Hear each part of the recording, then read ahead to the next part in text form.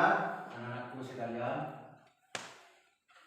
kita kembali belajar dengan tema pada saat ini adalah salat adalah kewajibanku. Namun sebelumnya itu kita membaca doa dulu.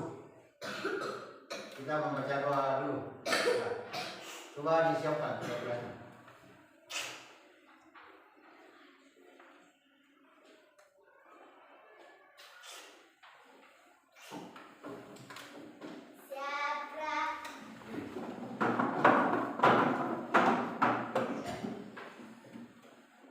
Kita belajar, marilah kita membaca doa. Doa dimulai.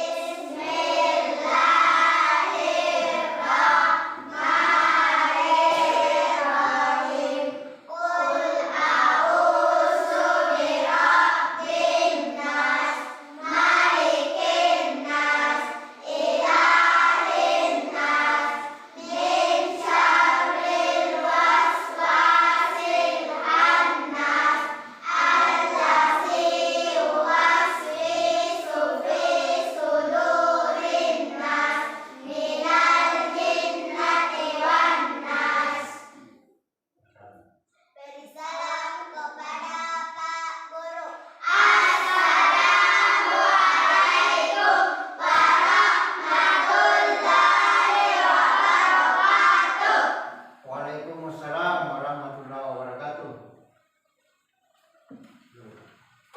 Ya, anak-anakku sekalian, setelah kita membaca doa, kita kembali mempelajari yaitu dengan materi salat adalah kewajibanku. Ya. Namun sebelumnya itu kita mengingatkan lagi kembali bahwa pelajaran yang lalu itu adalah mengenai tentang perilaku terpuji. Yang mana itu perilaku terpuji? Contohnya yang bagaimana? Kira-kira yang bagaimana perbuatan yang terpuji? Ya, melakukan sholat, apalagi mengaji, apalagi membantu orang tua. Ya, jadi anak-anakku sekalian, pada pelajaran ini yaitu mengenai apa? Mengenai sholat. Ya, jadi sholat itu sendiri adalah merupakan apa? Kewajiban kita selaku umat Islam atau orang Muslim. Ya, jadi kewajiban kita itu adalah melaksanakan salat 5 waktu. Kemudian yang akan kita pelajari pada saat ini yaitu mengenai salat merupakan ibadah kepada Allah Subhanahu wa taala. Kemudian di bagian B itu adalah hikmah ibadah salat. Kemudian salat kemudian itu ada tata cara salat. Ya, sekarang kita akan pelajari adalah di bagian A. Kita kembali penjelasannya itu salat ibadah kepada Allah Subhanahu wa taala. Ya. Jadi salat merupakan ibadah kepada Allah Subhanahu wa taala. Ya. Jadi kalau kita mengartikan secara bahasa salat itu adalah doa. Doa kita kepada Allah Subhanahu wa taala. Kemudian kalau menurut istilah syarat artinya ibadah yang terdiri dari beberapa perbuatan tertentu dan perkataan yang dimulai dengan takbir dan diakhiri dengan apa? Dengan salam. Diakhiri dengan salam. Menurut cara-cara dan syarat-syarat rukun yang telah ditentukan oleh syarat. Ya, jadi anak-anak sekalian. Nah, di sini kita kembali melihat salat itu merupakan rukun Islam yang keberapa? Rukun Islam yang kedua. Apa itu bunyinya?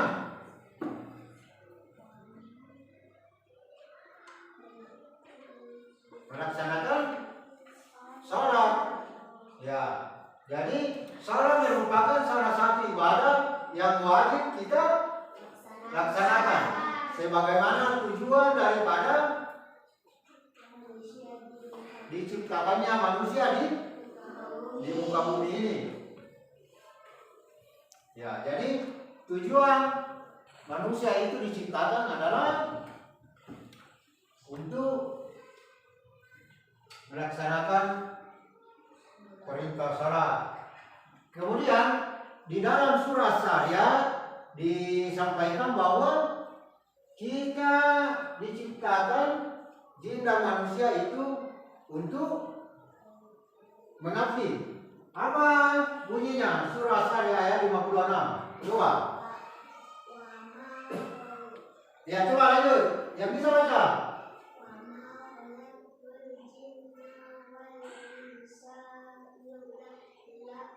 Ya, wa ma khalaqtul jinna wal insa illa liya'budun. Apa artinya? Dan aku tidak menciptakan jin dan manusia itu melainkan supaya mengabdi kepada kita. Kata Allah Subhanahu wa taala. Ya. Kemudian di situ ada gambar orang sedang melaksanakan salat. Itu salat fardu atau salat wajib. Ya. Kenapa dikatakan wajib? Karena salat fardu adalah salat yang jika dilaksanakan mendapat pahala dan jika ditinggalkan mendapat dosa. Kira-kira siapa mau mendapat dosa? Siapa yang mau mendapat pahala? Dapat pahala. Ya. Jadi salat fardu itu ada 5. Yang pertama apa? Subuh, zuhur, asar, maghrib, isya. Salat subuh berapa rakaat? 2. Salat zuhur berapa rakaat? Ada 4. Salat asar ada 4. Salat maghrib ada 3. Salat isya 4. Ya, jadi jumlahnya ada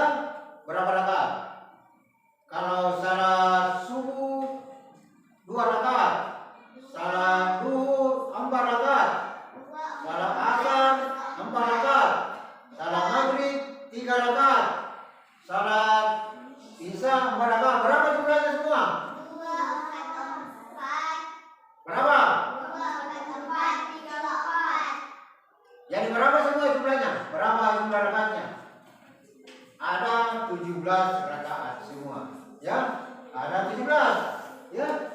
Jadi salat fardu itu ada 17 rakaat. Ya, kalau digabungkan antara subuh, duhur, asar, maghrib dan isya. Nah, kita kembali di bagian B, yaitu hikmah melaksanakan salat. Yang pertama apa?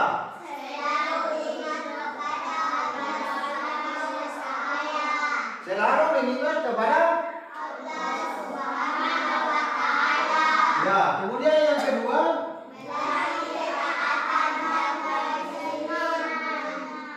melatih ketaatan dan kedisiplinan. Kemudian yang ketiga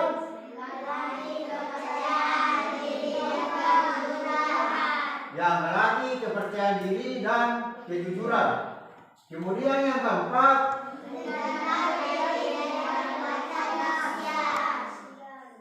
menghindarkan diri dari perbuatan maksiat. Ya, menghindarkan diri dari perbuatan maksiat. Kemudian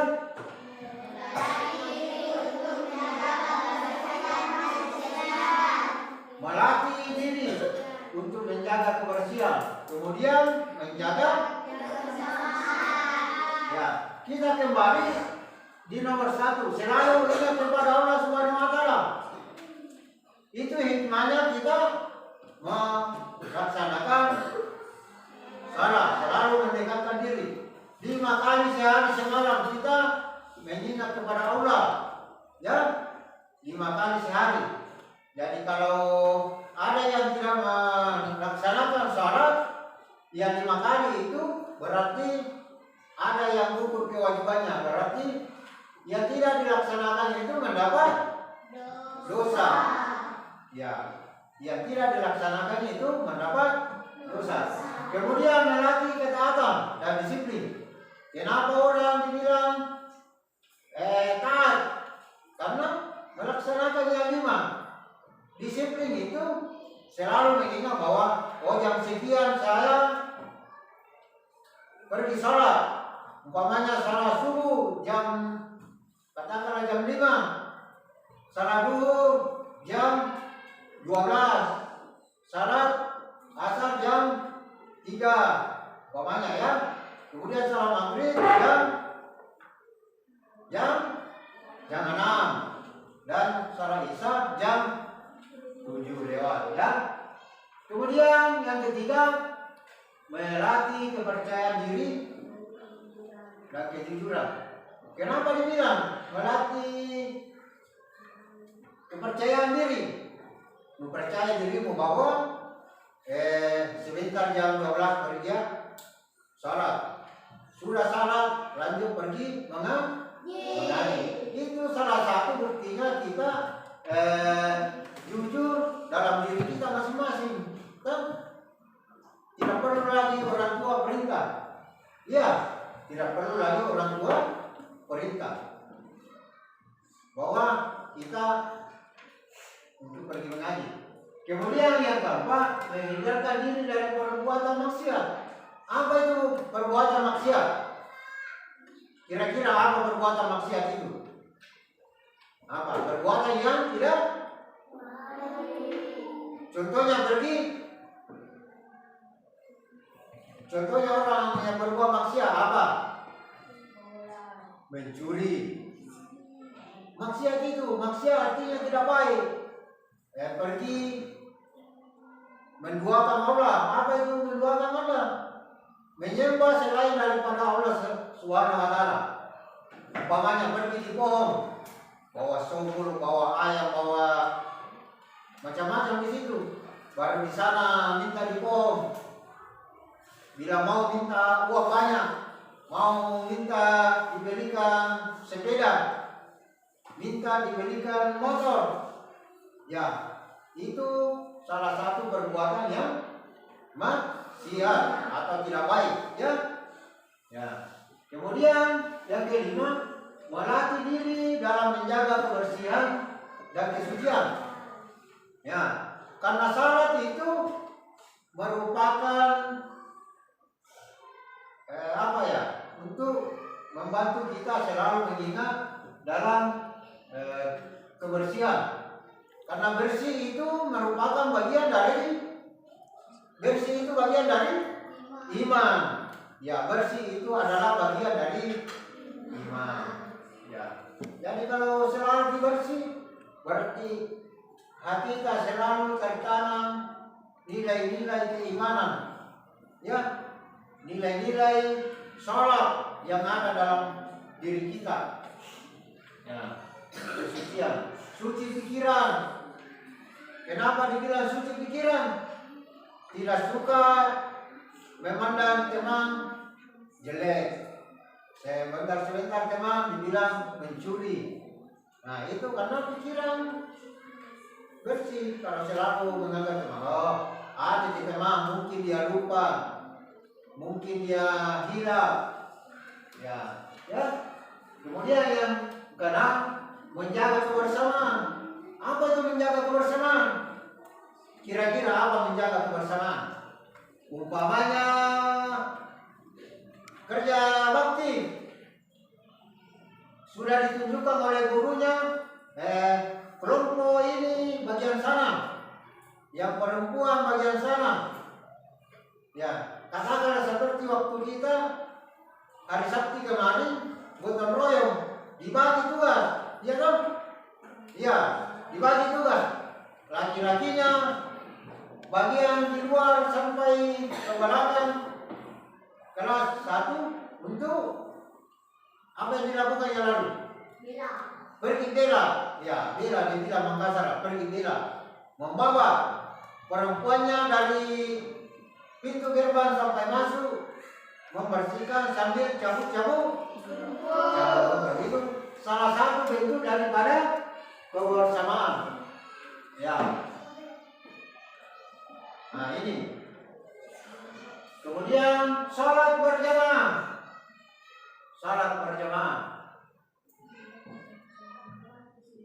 Ya. Salat berjamaah itu wajib dilaksanakan. Secara berjamaah. Secara wajib. Atau bisa juga dilaksanakan secara sendiri-sendiri.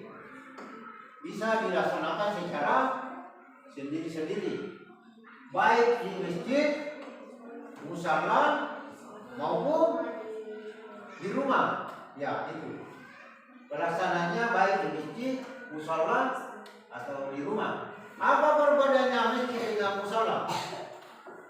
Apa kira-kira? Apa perbedaannya antara masjid dan musala? Kira-kira apa?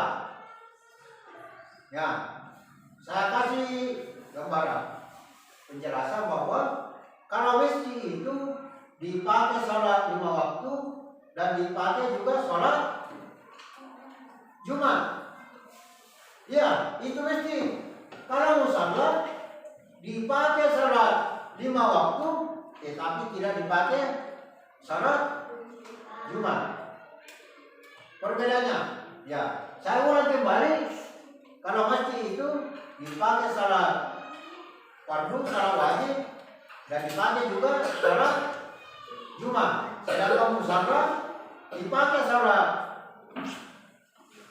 wajib, tetapi tidak dipakai untuk salat Jumat. Nah, itu perbedaannya antara masjid dan musala.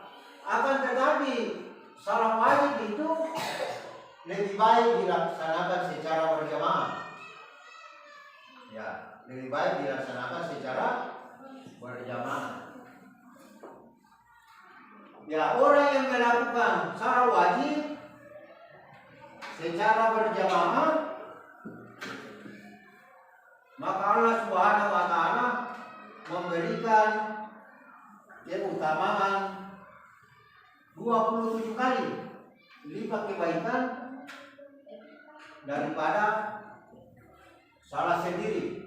Ya, 27 kali kebaikan daripada salat sendiri. Kalau salat sendiri itu hanya mendapat berapa? satu pahala. Kalau orang salat berjamaah itu salat berjamaahnya itu dinilai sebanyak 27 kali lipat. Ya. Ya, jadi anak-anak sekalian,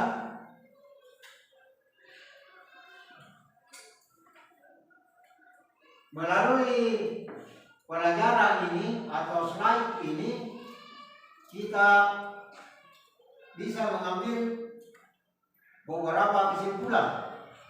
Ya. Kita bisa mengambil beberapa kesimpulan bahwa begitu pentingnya kita melaksanakan perintah wajib sholat. Ya, perintah wajib sholat, yaitu sholat yang 5 waktu. Ya. Ada yang mau bertanya sampai di sini? Coba bertanya, yang mau bertanya yang belum dipaham. Apa? Sebelum kita mengerjakan tugas-tugas, ya.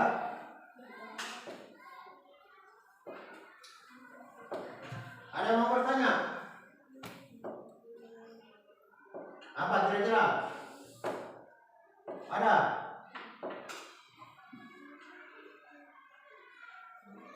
Ada yang bilang kenapa orang perlu sholat wajib Pak?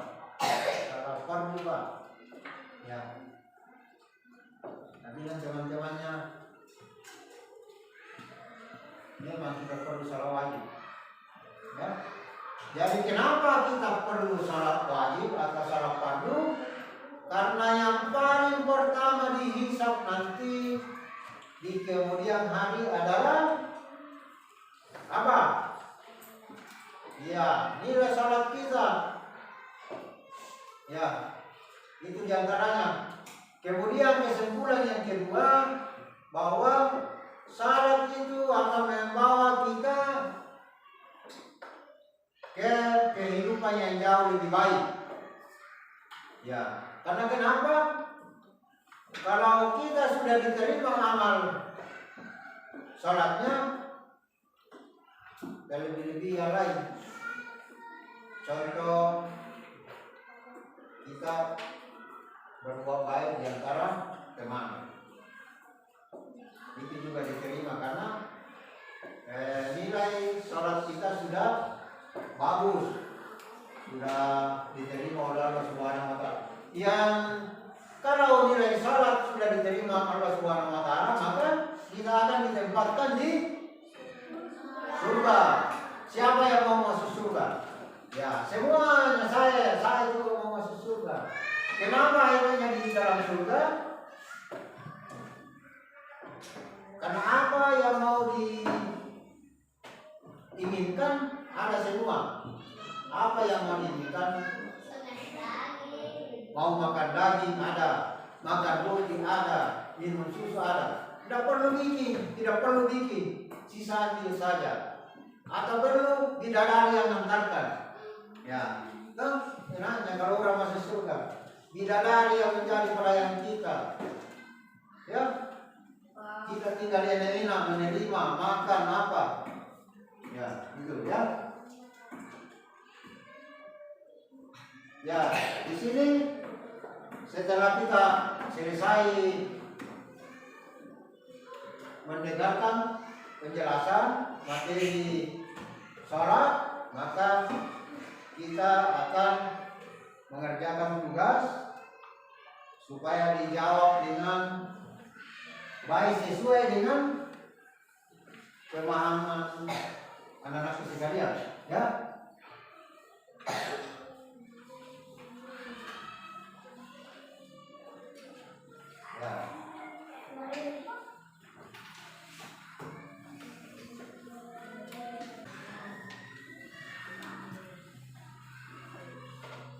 Ya, silakan dikerja.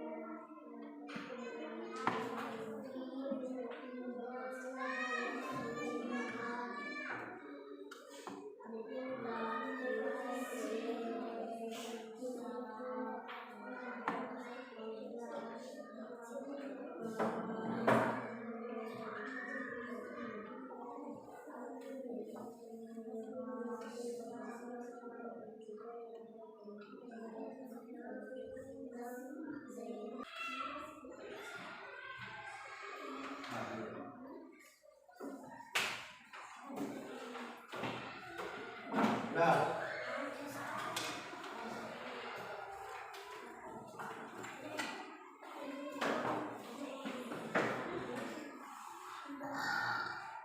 ya sudah. Ya, alhamdulillah kita sudah melaksanakan tugas-tugas yang setelah kita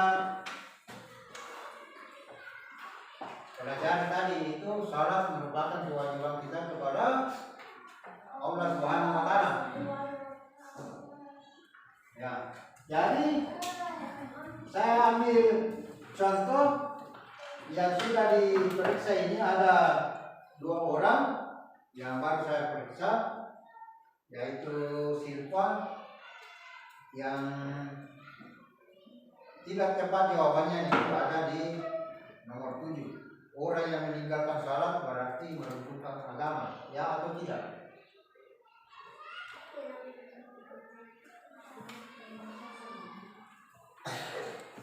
Ya, meruntuhkan agama, salat. Benar semua ya, 100. Kemudian Alfian juga dapat 100. Ya itu ya. Ya jadi ya anak-anak sekalian, sebelum kita mengakhiri pelajaran pada kesempatan kali ini, saya mengingatkan kembali untuk pelajaran berikutnya. Ya, saya kasih tugas biar di rumah itu menghafal bacaan sholat dan gerakannya, ya. Ya, jadi PR-nya di rumah. PR-nya di rumah apa? Menghafal bacaan sholat dan mengetahui gerakannya, itu PR-nya ya. Ya. Ya. Saya kira demikian pelajaran kita pada kesempatan hari ini. Mudah-mudahan apa yang kita pelajari dapat kita ingat, dapat kita petik hikmahnya, dan dapat kita amalkan di dalam hidup dan kehidupan kita sehari-hari. Dan mari kita bersama-sama membaca kalimat hamdalah. Apa itu? Alhamdulillahirabbil alamin. Segala puji bagi Allah seluruh sekali yang ada. Demikian, terima kasih atas perhatiannya. Assalamualaikum warahmatullahi wabarakatuh.